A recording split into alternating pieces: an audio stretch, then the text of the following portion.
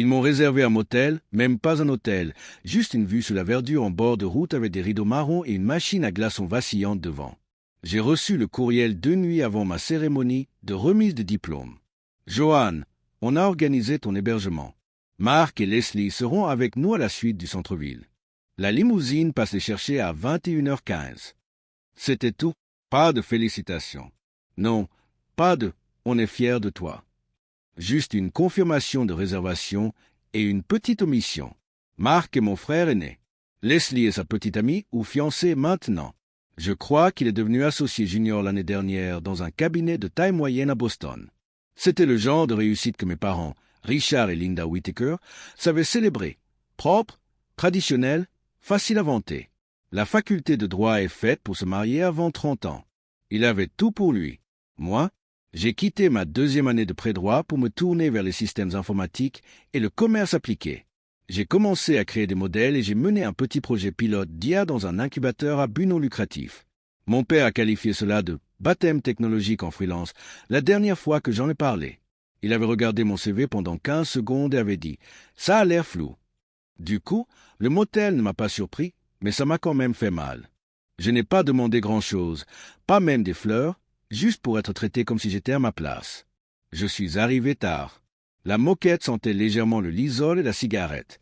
Le réceptionniste m'a demandé si j'étais en ville pour le mariage. J'ai répondu non. Puis je suis resté un moment dans la chambre, ma valise fermée. La toge de remise des diplômes était pliée dans le sac plastique de la boutique du campus. Personne n'a proposé de la défroisser. Personne n'a demandé ce que je porterais en dessous. J'ai sorti mon ordinateur portable de mon sac et j'ai ouvert le tableau de bord du projet Athéna. L'interface a clignoté. 6 nouvelles écoles avaient signé pour lancer des modules d'apprentissage de l'IA dans les districts défavorisés. J'ai parcouru les données, notes aux examens en hausse, demande de prolongation des professeurs et un petit mot d'une étudiante nommée Maya, dans l'Ohio. Je n'aurais jamais cru pouvoir construire quelque chose d'intelligent. Merci. J'ai fermé les yeux une seconde. C'était le genre de travail dont je ne parlais jamais au dîner. Il connaissait la moyenne de Mark. Il publiait des articles sur ses promotions. Mais ils ne m'ont jamais demandé comment je payais mon loyer dans un code postal de la baie de San Francisco. Ils ignoraient que j'étais invité à une table ronde du ministère de l'Éducation le mois prochain, ni qu'un conseil consultatif me rencontrait un vendredi sur 2 pour examiner les plans d'expansion nationale. Je ne leur ai rien dit. À un moment donné, j'ai arrêté d'essayer. Linda, ma mère, m'avait envoyé un texto ce matin-là. « Assure-toi d'apporter des talons qui ne soient pas trop voyants. On sera assis près de la scène et les caméras seront braquées sur Mark. » J'ai baissé les yeux sur mes chaussures, des ballerines noires aux talons éraflés. De toute façon, personne ne me prendrait en photo. Devant la fenêtre du motel, une enseigne lumineuse indiquant une chambre libre clignotait dans l'obscurité. La limousine du centre-ville m'attendrait au Marriott, probablement avec du champagne frais à l'arrière. Je prendrais un bus le matin avec 2 correspondances. Personne ne serait là quand on m'appellerait. Et je commençais à me demander si ce ne serait pas plus simple. Elle est arrivée juste après 7 heures, emmitouflée dans ce même manteau gris usé qu'elle portait depuis le lycée. Evelyn Whittaker, ma grand-mère. Elle ne frappait jamais comme une étrangère. Elle a juste tapé une fois et est entrée. J'ai apporté une tarte, a-t-elle dit. Le réceptionniste a essayé de me faire payer une assiette en carton. Alors j'ai utilisé une serviette. J'ai levé les yeux de mon ordinateur portable. Elle portait une petite boîte de pâtisserie marron et autre chose sous le bras, des paperboards bleu marine, effilochés par le temps. Elle s'est assise au pied du lit comme si elle l'avait fait 100 fois, comme si nous étions de retour dans sa vieille ferme du Michigan, où je passais mes étés à construire des choses avec des boîtes de soupe et des fils électriques dénudés. Je pensais te voir avant demain, a-t-elle dit.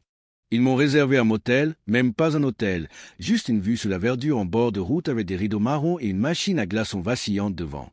J'ai reçu le courriel 2 nuits avant ma cérémonie de remise de diplôme. Johan, on a organisé ton hébergement.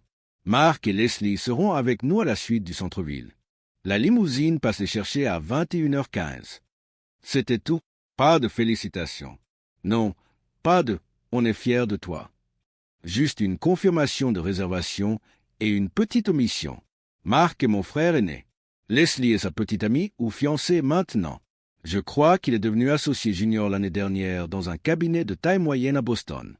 C'était le genre de réussite que mes parents, Richard et Linda Whittaker, savaient célébrer. Propre, traditionnel, facile à vanter. La faculté de droit est faite pour se marier avant 30 ans. Il avait tout pour lui.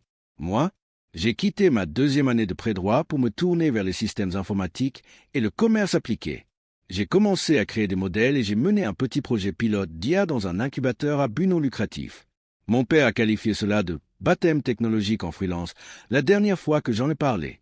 Il avait regardé mon CV pendant 15 secondes et avait dit « Ça a l'air flou ». Du coup, le motel ne m'a pas surpris, mais ça m'a quand même fait mal. Je n'ai pas demandé grand-chose, pas même des fleurs, juste pour être traité comme si j'étais à ma place. Je suis arrivé tard. La moquette sentait légèrement le lysol et la cigarette. Le réceptionniste m'a demandé si j'étais en ville pour le mariage. J'ai répondu non. Puis je suis resté un moment dans la chambre, ma valise fermée. La toge de remise des diplômes était pliée dans le sac plastique de la boutique du campus. Personne n'a proposé de la défroisser. Personne n'a demandé ce que je porterais en dessous. J'ai sorti mon ordinateur portable de mon sac et j'ai ouvert le tableau de bord du projet Athéna. L'interface a clignoté. 6 nouvelles écoles avaient signé pour lancer des modules d'apprentissage de l'IA dans les districts défavorisés. J'ai parcouru les données, notes aux examens en hausse, demande de prolongation des professeurs et un petit mot d'une étudiante nommée Maya, dans l'Ohio. Je n'aurais jamais cru pouvoir construire quelque chose d'intelligent. Merci. J'ai fermé les yeux une seconde. C'était le genre de travail dont je ne parlais jamais au dîner. Il connaissait la moyenne de Marc. Il publiait des articles sur ses promotions. Mais ils ne m'ont jamais demandé comment je payais mon loyer dans un code postal de la baie de San Francisco. Ils ignoraient que j'étais invité à une table ronde du ministère de l'Éducation le mois prochain, ni qu'un conseil consultatif me rencontrait un vendredi sur 2 pour examiner les plans d'expansion nationale. Je ne leur ai rien dit. À un moment donné, j'ai arrêté d'essayer. Linda, ma mère, m'avait envoyé un texto ce matin-là. « Assure-toi d'apporter des talons qui ne soient pas trop voyants. On sera assis près de la scène, et les caméras seront braquées sur Marc. » J'ai baissé les yeux sur mes chaussures, des ballerines noires aux talons éraflés. De toute façon, personne ne me prendrait en photo. Devant la fenêtre du motel, une enseigne lumineuse indiquant une chambre libre clignotait dans l'obscurité. La limousine du centre-ville m'attendrait au Marriott, probablement avec du champagne frais à l'arrière. Je prendrais un bus le matin avec 2 correspondances. Personne ne serait là quand on m'appellerait. Et je commençais à me demander si ce ne serait pas plus simple. Elle est arrivée juste après 7 heures, emmitouflée dans ce même manteau gris usé qu'elle portait depuis le lycée. Evelyn Whittaker, ma grand-mère. Elle ne frappait jamais comme une étrangère. Elle a juste tapé une fois et est entrée. J'ai apporté une tarte, a-t-elle dit. Le réceptionniste a essayé de me faire payer une assiette en carton. Alors j'ai utilisé une serviette. J'ai levé les yeux de mon ordinateur portable. Elle portait une petite boîte de pâtisserie marron et autre chose sous le bras, des pebbles bleu marine, effilochés par le temps. Elle s'est assise au pied du lit comme si elle l'avait fait 100 fois, comme si nous étions de retour dans sa vieille ferme du Michigan, où je passais mes étés à construire des choses avec des boîtes de soupe et des fils électriques dénudés. Je pensais te voir avant demain, a-t-elle dit. Ils m'ont réservé un motel, même pas un hôtel, juste une vue sur la verdure en bord de route avec des rideaux marrons et une machine à glaçons vacillante devant. J'ai reçu le courriel 2 nuits avant ma cérémonie de remise de diplôme. Joanne, on a organisé ton hébergement. Marc et Leslie seront avec nous à la suite du centre-ville. La limousine passe les chercher à 21h15. C'était tout. Pas de félicitations. Non, pas de « on est fiers de toi ». Juste une confirmation de réservation et une petite omission. Marc est mon frère aîné. Leslie est sa petite amie ou fiancée maintenant. Je crois qu'il est devenu associé junior l'année dernière dans un cabinet de taille moyenne à Boston. C'était le genre de réussite que mes parents, Richard et Linda Whittaker, savaient célébrer. Propre, traditionnel, facile à vanter. La faculté de droit est faite pour se marier avant 30 ans. Il avait tout pour lui. Moi, j'ai quitté ma deuxième année de pré-droit pour me tourner vers les systèmes informatiques et le commerce appliqué. J'ai commencé à créer des modèles et j'ai mené un petit projet pilote d'IA dans un incubateur à but non lucratif. Mon père a qualifié cela de baptême technologique en freelance la dernière fois que j'en ai parlé. Il avait regardé mon CV pendant 15 secondes et avait dit « Ça a l'air flou ». Du coup, le motel ne m'a pas surpris, mais ça m'a quand même fait mal. Je n'ai pas demandé grand-chose, pas même des fleurs, juste pour être traité comme si j'étais à ma place. Je suis arrivé tard. La moquette sentait légèrement le lysol et la cigarette. Le réceptionniste m'a demandé si j'étais en ville pour le mariage. J'ai répondu non. Puis je suis resté un moment dans la chambre, ma valise fermée. La toge de remise des diplômes était pliée dans le sac plastique de la boutique du campus. Personne n'a proposé de la défroisser. Personne n'a demandé ce que je porterais en dessous. J'ai sorti mon ordinateur portable de mon sac et j'ai ouvert le tableau de bord du projet Athéna. L'interface a clignoté. 6 nouvelles écoles avaient signé pour lancer des modules d'apprentissage de l'IA dans les districts défavorisés. J'ai parcouru les données, notes aux examens en hausse, demande de prolongation des professeurs et un petit mot d'une étudiante nommée Maya, dans l'Ohio. Je n'aurais jamais cru pouvoir construire quelque chose d'intelligent. Merci. J'ai fermé les yeux une seconde. C'était le genre de travail dont je ne parlais jamais au dîner. Il connaissait la moyenne de Marc. Il publiait des articles sur ses promotions. Mais ils ne m'ont jamais demandé comment je payais mon loyer dans un code postal de la baie de San Francisco. Ils ignoraient que j'étais invité à une table ronde du ministère de l'Éducation le mois prochain, ni qu'un conseil consultatif me rencontrait un vendredi sur 2 pour examiner les plans d'expansion nationale. Je ne leur ai rien dit. À un moment donné, j'ai arrêté d'essayer. Linda, ma mère, m'avait envoyé un texto ce matin-là. Assure-toi d'apporter des talons qui ne soient pas trop voyants. On sera assis près de la scène, et les caméras seront braquées sur Marc. J'ai baissé les yeux sur mes chaussures, des ballerines noires aux talons éraflés. De toute façon, personne ne me prendrait en photo. Devant la fenêtre du motel, une enseigne lumineuse indiquant une chambre libre clignotait dans l'obscurité. La limousine du centre-ville m'attendrait au Marriott, probablement avec du champagne frais à l'arrière. Je prendrais un bus le matin avec 2 correspondances. Personne ne serait là quand on m'appellerait. Et je commençais à me demander si ce ne serait pas plus simple. Elle est arrivée juste après 7 heures, emmitouflée dans ce même manteau gris usé qu'elle portait depuis le lycée. Evelyn Whittaker, ma grand-mère. Elle ne frappait jamais comme une étrangère. Elle a juste tapé une fois et est entrée. J'ai apporté une tarte, a-t-elle dit.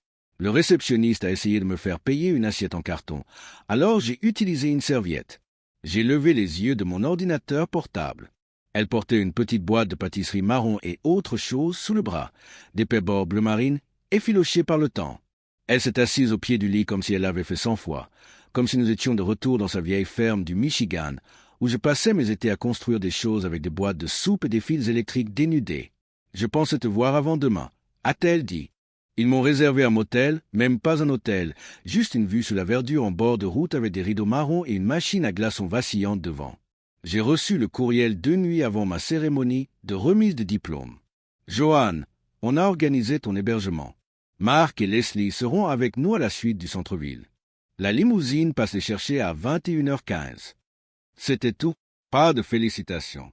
Non, pas de « on est fiers de toi ». Juste une confirmation de réservation et une petite omission. Marc est mon frère aîné. Leslie est sa petite amie ou fiancée maintenant. Je crois qu'il est devenu associé junior l'année dernière dans un cabinet de taille moyenne à Boston. C'était le genre de réussite que mes parents, Richard et Linda Whittaker, savaient célébrer. Propre, traditionnel, facile à vanter. La faculté de droit est faite pour se marier avant 30 ans. Il avait tout pour lui. Moi, j'ai quitté ma 2e année de pré-droit pour me tourner vers les systèmes informatiques et le commerce appliqué. J'ai commencé à créer des modèles et j'ai mené un petit projet pilote d'IA dans un incubateur à but non lucratif. Mon père a qualifié cela de baptême technologique en freelance la dernière fois que j'en ai parlé. Il avait regardé mon CV pendant 15 secondes et avait dit « ça a l'air flou ». Du coup, le motel ne m'a pas surpris, mais ça m'a quand même fait mal. Je n'ai pas demandé grand-chose, pas même des fleurs, juste pour être traité comme si j'étais à ma place. Je suis arrivé tard. La moquette sentait légèrement le lysol et la cigarette. Le réceptionniste m'a demandé si j'étais en ville pour le mariage. J'ai répondu non. Puis je suis resté un moment dans la chambre, ma valise fermée. La toge de remise des diplômes était pliée dans le sac plastique de la boutique du campus. Personne n'a proposé de la défroisser. Personne n'a demandé ce que je porterais en dessous. J'ai sorti mon ordinateur portable de mon sac et j'ai ouvert le tableau de bord du projet Athéna. L'interface a clignoté. 6 nouvelles écoles avaient signé pour lancer des modules d'apprentissage de l'IA dans les districts défavorisés. J'ai parcouru les données, notes aux examens en hausse, demande de prolongation des professeurs et un petit mot d'une étudiante nommée Maya, dans l'Ohio. Je n'aurais jamais cru pouvoir construire quelque chose d'intelligent. Merci. J'ai fermé les yeux une seconde. C'était le genre de travail dont je ne parlais jamais au dîner. Il connaissait la moyenne de Marc. Il publiait des articles sur ses promotions. Mais ils ne m'ont jamais demandé comment je payais mon loyer dans un code postal de la baie de San Francisco. Ils ignoraient que j'étais invité à une table ronde du ministère de l'Éducation le mois prochain, ni qu'un conseil consultatif me rencontrait un vendredi sur 2 pour examiner les plans d'expansion nationale. Je ne leur ai rien dit. À un moment donné, j'ai arrêté d'essayer. Linda, ma mère, m'avait envoyé un texto ce matin-là. Assure-toi d'apporter des talons qui ne soient pas trop voyants. On sera assis près de la scène, et les caméras seront braquées sur Marc. J'ai baissé les yeux sur mes chaussures, des ballerines noires aux talons éraflés. De toute façon, personne ne me prendrait en photo. Devant la fenêtre du motel, une enseigne lumineuse indiquant une chambre libre clignotait dans l'obscurité. La limousine du centre-ville m'attendrait au Marriott, probablement avec du champagne frais à l'arrière. Je prendrais un bus le matin avec 2 correspondances. Personne ne serait là quand on m'appellerait. Et je commençais à me demander si ce ne serait pas plus simple. Elle est arrivée juste après 7 heures, emmitouflée dans ce même manteau gris usé qu'elle portait depuis le lycée. Evelyn Whittaker, ma grand-mère. Elle ne frappait jamais comme une étrangère. Elle a juste tapé une fois et est entrée. J'ai apporté une tarte, a-t-elle dit. Le réceptionniste a essayé de me faire payer une assiette en carton. Alors j'ai utilisé une serviette. J'ai levé les yeux de mon ordinateur portable. Elle portait une petite boîte de pâtisserie marron et autre chose sous le bras, des pebbles bleu marine, effilochés par le temps. Elle s'est assise au pied du lit comme si elle l'avait fait 100 fois, comme si nous étions de retour dans sa vieille ferme du Michigan, où je passais mes étés à construire des choses avec des boîtes de soupe et des fils électriques dénudés. Je pensais te voir avant demain, a-t-elle dit.